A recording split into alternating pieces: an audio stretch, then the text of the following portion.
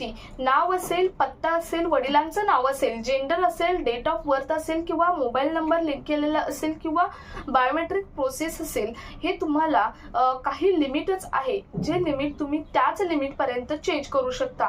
म्हणजे नाव तुम्ही किती वेळा चेंज करू शकता, लाईफ मध्ये नाव हे किती वेळा चेंज करू शकता, लाईफ मध्ये फोटो किती वेळा आधार कार्ड वरती चेंज करू शकता, बायोमेट्रिक प्रोसेस किती वेळा चेंज करू शकता किंवा मोबाईल नंबर किती वेळा लिंक करू शकता, ऍड्रेस तुम्ही किती वेळा चेंज करू शकता, यावरती एक लिमिट आहे. आणि जर तुम्ही तुम्हाला फक्त तेवढ्याच वेळा आधार कार्ड वरती नाव किंवा पत्ता असेल किंवा बायोमेट्रिक प्रोसेस असेल, लिंग असेल, सर या सर्व गोष्टी चेंज करता येणार आहेत. तुम्ही या लिमिटच्या वरती क्रॉस केलं तर तुम्हाला कोणत्याही प्रकारचे चेंजेस करता हे येणार नाहीत.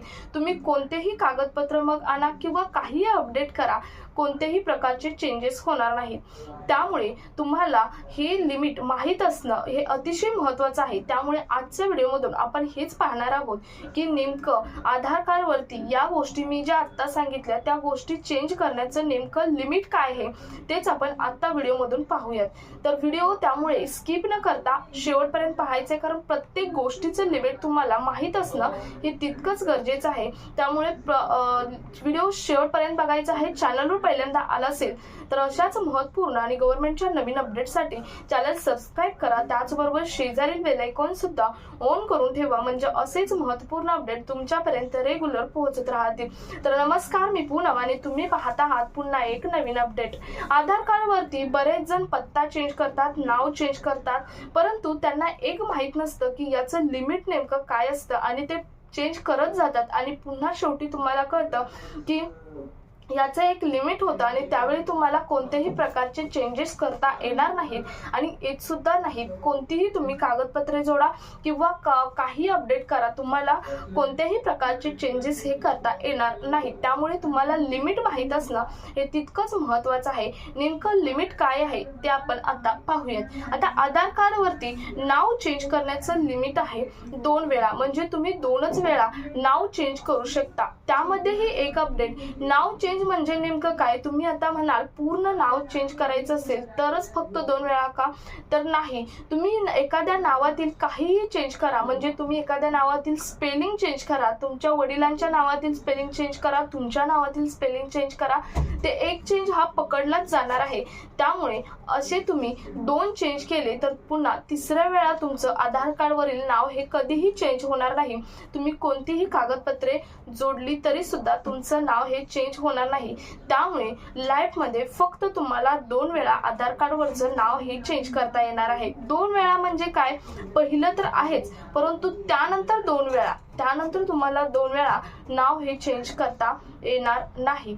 त्यानंतर आहे ते म्हणजे date of birth. Date of birth सर्वात महत्त्वाचं म्हणजे डेट ऑफ बर्थचं लिमिट खूप थोडं दिलेलं आहे आणि ते आहे फक्त तुम्ही लाईफमध्ये एकदाच डेट ऑफ बर्थ चेंज करू शकणार आहात.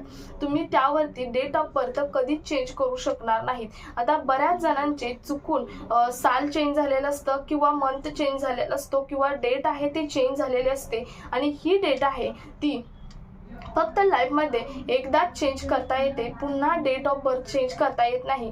त्यामुळे डेट ऑफ बर्थ म्हणजे वय जे तुमचं आहे ते वय आधार कार्ड वरती फक्त एकदाच चेंज करता येणार आहे.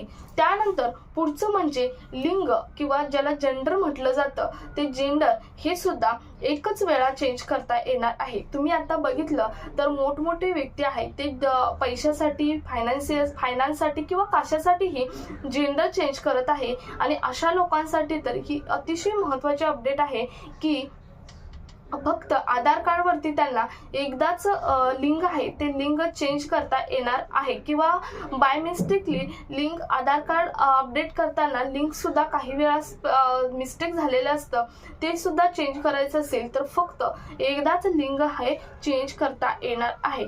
त्यानंतर ॲड्रेस. आता ॲड्रेस हा अनलिमिटेड आहे, म्हणजे तुम्ही ॲड्रेस कितीही वेळा चेंज करू शकता. ॲड्रेसला कोणतंही लिमिट नाही.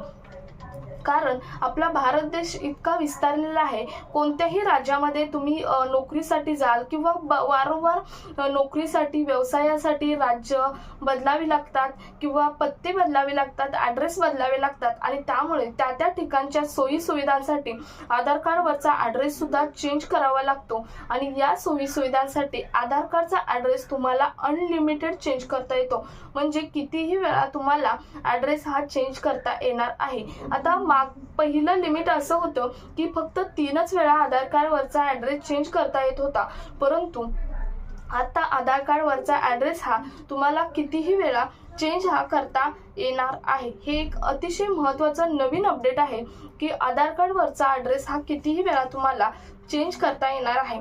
त्यानंतर मोबाईल नंबर सुद्धा तुम्हाला कितीही वेळा चेंज करता येणार आहे. अनलिमिटेड मोबाईल नंबर तुम्ही चेंज करू शकता, कारण बऱ्याच वेळा मोबाईल नंबर वारंवार चेंज केले जातात आणि त्यामुळे प्रत्येक वेळी मोबाईल नंबर लिंक करून घेणं किंवा आधार कार्डशी अपडेट करणं हे महत्त्वाचं असतो आणि त्यामुळे मोबाईल कार्डवरती सुद्धा मोबाईल नंबरवरती सुद्धा कोणतंही लिमिट दिलेलं नाही. तुम्ही कितीही वेळा मोबाईल नंबर हा आधार कार्डवरील अपडेट करू शकता, लिंक करू शकता. त्यानंतर ईमेल आय डी सुद्धा कितीही वेळा तुम्ही आधार कार्डवरील चेंज करू शकता. म्हणजे बऱ्याच ठिकाणी आधार कार्डवरती ईमेल आय डी आहेत, काही ठिकाणी नाहीत आणि ज्यांच्या आधार कार्डवरती ईमेल आय डी आहे ते ईमेल आय डी कितीही वेळा हा ईमेल आय डी चेंज हा करू शकतात. तर ईमेल आय डीसाठी सुद्धा कोणत्याही प्रकारचं लिमिट नाही. त्यानंतर पुढचं म्हणजे फोटो. आता फोटोसाठी महत्त्वाचं आहे ते म्हणजे फोटो तुम्ही अनलिमिटेड चेंज करू शकता. फोटो तुम्ही दर 5 वर्षांनी चेंज करायलाच हवा असा गव्हर्नमेंटचा खरा तर नियम आहे, किंवा जे आधार कार्डसाठी संस्था काम करते UIDAI या संस्थेचा सुद्धा नियम आहे की दर 5 वर्षाने प्रत्येक व्यक्तीने फोटो हा चेंज करावा. खरं तर पहिलं बघितलं तर मुलाच्या 5 वर्षाला एखाद्या लहान मुलाचं जर लहानपणी आधार कार्ड काढलं तर त्याच्या 5 वर्षानंतर त्याचा फोटो हा अपडेट करून घ्यावा लागतो आणि तो फोटो जेव्हा आपण अपडेट करेल तेव्हा पूर्णपणे आधार कार्डच अपडेट होत असतं. त्यामुळे जेव्हा तुम्ही फोटो अपडेट कराल तेव्हा तुमचं आधार कार्ड सुद्धा अपडेट होणार आहे. त्यामुळे प्रत्येक व्यक्तीने दर 5 वर्षांनी आधार कार्ड अपडेट करणं हे तितकंच महत्त्वाचं आहे. आता शासनाच्या बऱ्याच योजनांचा लाभ घेताना सुद्धा आधार कार्ड अपडेट आहे की नाही हे सुद्धा बघितलं जातं. त्यामुळे तुमच्या जवळच्याच आधार सेंटरवरती जाऊन तुम्ही आधार कार्ड अपडेट करून घेणं हे अतिशय महत्त्वाचं आहे. त्यामुळे तुम्हाला शासनाच्या योजनांपासून तुम्ही वंचित राहणार नाही. तुम्हाला सर्व योजनांचा लाभ सुद्धा घेता येईल आणि तुमचं आधार कार्ड प्रत्येक वेळी अपडेट सुद्धा राहणार आहे. त्यानंतर बायोमेट्रिक जी प्रोसेस असते, मग थंब असते किंवा आयरिस असतात, हे असतात त्यांना नो लिमिट आहे. म्हणजे तुम्ही बायोमेट्रिक प्रोसेस कितीही वेळा करून आपलं आधार कार्ड अपडेट हे करू शकता. म्हणजे आता समजा फॉर एक्झाम्पल लहान मुलाचं जे थंब असतं ते स्कॅन होत नसतं लहानपणी, त्यानंतर त्याचं 5 वर्षानंतर थंब स्कॅन करून त्याचं पुन्हा आधार कार्ड अपडेट केलं जातं. असं तुम्ही कितीही वेळा आधार कार्ड थंब आणि आयरिस स्कॅन करून तुमचे आधार कार्ड अपडेट हे करू शकता. किंवा सिनियर सिटीजन साठी सुद्धा काही सिनियर सिटीजनचे थंब हे स्कॅन होत नाही, त्यामुळे आयरिसद्वारे त्यांचं बायोमेट्रिक केलं जातं आणि ते बायोमेट्रिक कितीही वेळा तुम्ही करू शकता. त्यावर सुद्धा कोणतेही प्रकारचं लिमिट नाही. तर हे आजच्या व्हिडिओमधून आपण पाहिलेले आहेत की आधार कार्डवरील पत्ता असेल, नाव असेल, जेंडर असेल किंवा डेट ऑफ बर्थ असेल, बायोमेट्रिक प्रोसेस असेल, मोबाईल नंबर असेल, याचं लिमिट नेमकं काय ते आपण आजच्या व्हिडिओमधून पाहिलेलं आहे. तुम्हाला आणखी काही यामध्ये डाऊट असेल तर कमेंट बॉक्समध्ये नक्की विचारा. तुम्हाला कोणती finance related, government scheme related किंवा कोणतीही इन्फॉर्मेशन हवी असेल तर तुम्ही कमेंट बॉक्समध्ये जरूर नोंदवू शकता. पुढचा नेक्स्ट व्हिडिओ त्यावरती नक्की बनवला जाईल. सो व्हिडिओ जास्तीत जास्त ठिकाणी शेअर करा. भेटूयात पुढच्या एका नवीन अपडेट सोबत. तोपर्यंत धन्यवाद.